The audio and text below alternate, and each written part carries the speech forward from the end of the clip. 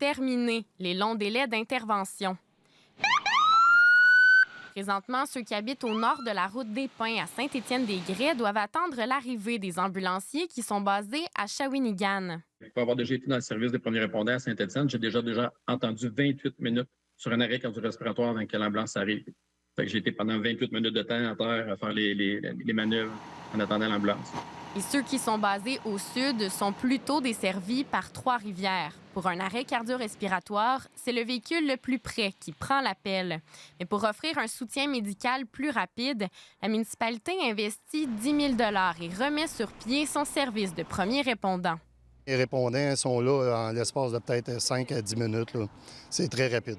Lorsqu'il y a un appel de loger au 911, eux autres, ils ont un appel sur le cellulaire et l'adresse pour se diriger en premier lieu comme premier répondant, ça le dit le terme, là, pour attendre le service ambulancier.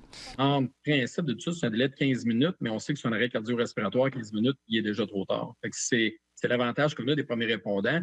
Puis quand on ne file pas bien, on est content de voir une équipe arriver avec une certaine expertise qui vont pouvoir nous prodiguer des soins en attendant que les paramédics arrivent.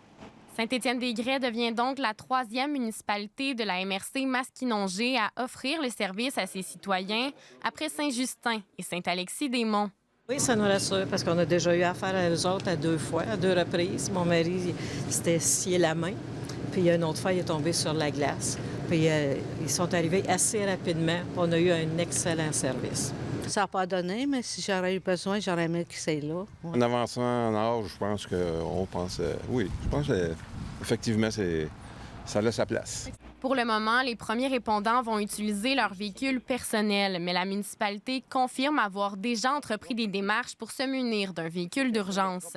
Ici Cassandra Lebel, Radio-Canada, Saint-Étienne-des-Grès.